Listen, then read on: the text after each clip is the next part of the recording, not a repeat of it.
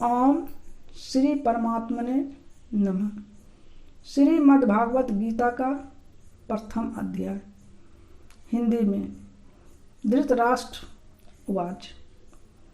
धृतराष्ट्र बोले, हे संजय, धर्म भूमि कुरुक्षेत्र में एकत्रित युद्ध की इच्छा वाले मेरे और पांडु के पुत्रों ने क्या किया?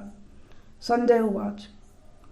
संजय बोले, उस समय राजा दुर्योधन ने व्यूह रचना युक्त पांडवों की सेना को देखकर और द्रोणाचार्य के पास जाकर यह वचन कहा, हे आचार्य, आपके बुद्धिमान शिष्य द्रुपद पुत्र धृष्टद्युम्न द्वारा व्यूहाकार खड़ी की हुई पांडु पुत्रों की इस बड़ी भारी सेना को देखिए। इस सेना में बड़े बड़े धनुषों वाले तथा युद्ध में भीम और अर्जुन के समान शूरवीर सात्यकी और विराट तथा महारथी राजा द्रुपद, धृष्टकेतु और चेकितान तथा बलवान काशीराज, पुरुजित, कुंती भोज और मनुष्यों में श्रेष्ठ शैव्य पराक्रमी इदामन्यु तथा बलवान उत्मौजा सुभद्रा पुत्र अभिमन्यु एवं द्रौपदी के पांचों पुत्र, ये सभी महारथी हैं। हे ब्राह्मण श्रेष्ठ, अपने पक्ष में भी जो प्रधान हैं उनको आप समझ लीजिए। आपकी जानकारी के लिए मेरी सेना के जो सेनापति हैं उनको बतलाता हूँ। आप द्रोणाचार्य और पितामह भीष्म तथा कर्ण और संग्राम विजयी कृपाचार्य तथा औसे ही अश्वत्थामा विकर्ण और सोमदत्त का पुत्र भूरिश्रवा और भी मेरे लिए जीवन की आशा त्याग देने वाले बहुत से शूरवीर, अनेक प्रकार के शस्त्रास्त्रों से सुसज्जित और सब के सब युद्ध में चतुर हैं। भीष्म पितामह द्वारा रक्षित हमारी वह सेना सब प्रकार से अजय है और भीम द्वारा रक्षित इन लोगों की यह सेना जितने में सुगम है। इसलिए सब मोर्चों पर अपनी अपनी जगह स्थित रहते हुए आप लोग सभी निसंदेह भीष्म पितामह की ही सब ओर से रक्षा करें। कौरवों में वृद्ध बड़े प्रतापी पितामह भीष्म ने उस दुर्योधन के हृदय में हर्ष उत्पन्न करते हुए उच्च स्वर से सिंह की दहाड़ के समान गरज कर शंख बजाया। इसके पश्चात शंख और नगारे तथा ढोल, मृदंग और नरसिंहे आदि बाजे एक साथ ही बज उठे। उनका वह शब्द बड़ा भयंकर हुआ। इसके अनंतर सफेद घोड़ों से युक्त उत्तम रथ में बैठे हुए श्री कृष्ण महाराज और अर्जुन ने भी अलौकिक शंख बजाए। श्री कृष्ण महाराज ने पांचजन्य नामक, अर्जुन ने देवदत्त नामक और भयानक कर्म वाले भीमसेन ने पौंड नामक महाशंख बजाया। कुंती पुत्र राजा युधिष्ठिर ने अनंत विजय नामक और नकुल तथा सहदेव ने सुघोष और मणि पुष्पक नामक शंख बजाए। श्रेष्ठ धनुष वाले काशीराज और महारथी शिखंडी एवं धृष्टद्युम्न तथा राजा विराट और अजय सात्यकी, राजा द्रुपद एवं द्रौपदी के पांचों पुत्र और बड़ी भुजा वाले सुभद्रा पुत्र अभिमन्यु, इन सभी ने, हे राजन, सब ओर से अलग अलग शंख बजाए और उन भयानक शब्द ने आकाश और पृथ्वी को भी गुंजाते हुए धार्तराष्ट्रों के अर्थात आपके पक्ष वालों के हृदय विदीर्ण कर दिए। अर्जुन उवाच।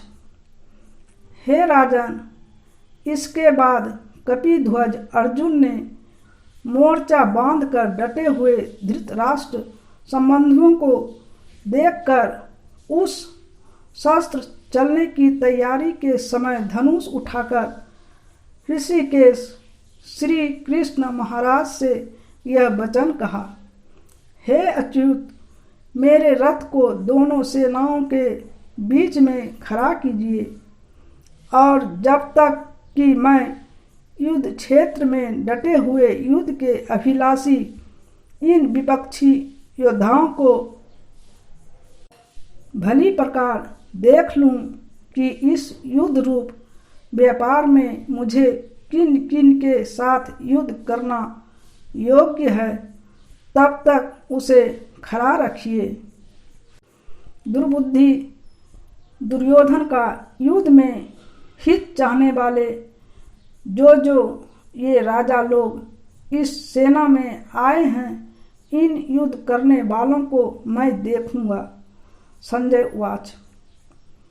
संजय बोले, हे धृतराष्ट्र, अर्जुन द्वारा इस प्रकार कहे हुए महाराज श्री कृष्ण चंद्र ने दोनों सेनाओं के बीच में भीष्म और द्रोणाचार्य के सामने तथा संपूर्ण राजाओं के सामने उत्तम रथ को खड़ा करके इस प्रकार कहा कि हे पार्थ, युद्ध के लिए जुटे हुए इन कौरवों को देख।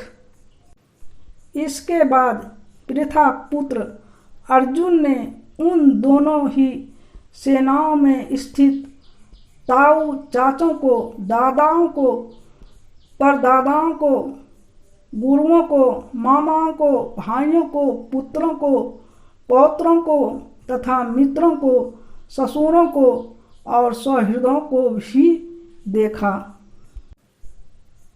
उन उपस्थित संपूर्ण बंधुओं को देखकर वे कुंती पुत्र अर्जुन अत्यंत करुणा से युक्त होकर शोक करते हुए यह वचन बोले। अर्जुन उवाच। अर्जुन बोले, हे कृष्ण, युद्ध क्षेत्र में डटे हुए युद्ध के अभिलाषी इस स्वजन समुदाय को देखकर मेरे अंग शिथिल हुए जा रहे हैं और मुख सूखा जा रहा है तथा मेरे शरीर में कंप एवं रोमांच हो रहा है। हाथ से गांडीव धनुष गिर रहा है और त्वचा भी बहुत जल रही है तथा मेरा मन भ्रमित सा हो रहा है, इसलिए मैं खड़ा रहने को भी समर्थ नहीं हूँ। हे केशव, मैं लक्षणों को भी विपरीत ही देख रहा हूँ तथा युद्ध में स्वजन समुदाय को मारकर कल्याण भी नहीं देखता। हे कृष्ण, मैं ना तो विजय चाहता हूँ और न ही राज्य तथा सुखों को ही। हे गोविंद, हमें ऐसे राज्य से क्या प्रयोजन है अथवा ऐसे भोगों से और जीवन से भी क्या लाभ है। हमें जिनके लिए राज्य भोग और सुखादि अभिष्ट है, वे ही ये सब धन और जीवन की आशा को त्याग कर युद्ध में खड़े हैं। गुरुजन, ताऊ, चाचे, लड़के और उसी प्रकार दादे, मामे, ससुर, पौत्र, साले तथा और भी संबंधी लोग हैं। हे मधुसूदन, मुझे मारने पर भी अथवा तीनों लोकों के राज्य के लिए भी मैं इन सबको मारना नहीं चाहता। फिर पृथ्वी के लिए तो कहना ही क्या है। हे जनार्दन, धृतराष्ट्र के पुत्रों को मारकर हमें क्या प्रसन्नता होगी। इन अतिताइयों को मारकर तो हमें पाप ही लगेगा। अतएव हे माधव, अपने ही बांधव धृतराष्ट्र के पुत्रों को मारने के लिए हम योग्य नहीं हैं, क्योंकि अपने ही कुटुंब को मारकर हम कैसे सुखी होंगे। यद्यपि लोभ से भ्रष्टचित्त हुए ये लोग कुल के नाश से उत्पन्न दोष को और मित्रों से विरोध करने में पाप को नहीं देखते, तो भी हे जनार्दन, कुल के नाश से उत्पन्न दोष को जानने वाले हम लोगों को इस पाप से हटने के लिए क्यों नहीं विचार करना चाहिए। कुल के नाश से सनातन कुल धर्म नष्ट हो जाते हैं। धर्म के नाश हो जाने पर संपूर्ण कुल में पाप भी बहुत फैल जाता है। हे कृष्ण, पाप के अधिक बढ़ जाने से कुल की स्त्रियां अत्यंत दूषित हो जाती हैं, और हे वासने स्त्रियों के दूषित हो जाने पर वर्ण संकर उत्पन्न होता है। वर्ण संकर कुल धातियों को और कुल को नरक में ले जाने के लिए ही होता है। लुप्त हुई पिंड और जल की क्रिया वाले अर्थात श्राद्ध और तर्पण से वंचित इनके पितर लोग भी अधोगति को प्राप्त होते हैं। इन वर्ण संकर कारक दोषों से कुल धातियों के सनातन कुल धर्म और जाति धर्म नष्ट हो जाते हैं। हे जनार्दन, जिनका कुल धर्म नष्ट हो गया है, ऐसे मनुष्यों का अनिश्चित काल तक नरक में वास होता है, ऐसा हम सुनते आए हैं। हाँ, शोक हम लोग बुद्धिमान होकर भी महान पाप करने को तैयार हो गए हैं, जो राज्य और सुख के लोभ से स्वजनों को मारने के लिए उद्धत हो गए हैं।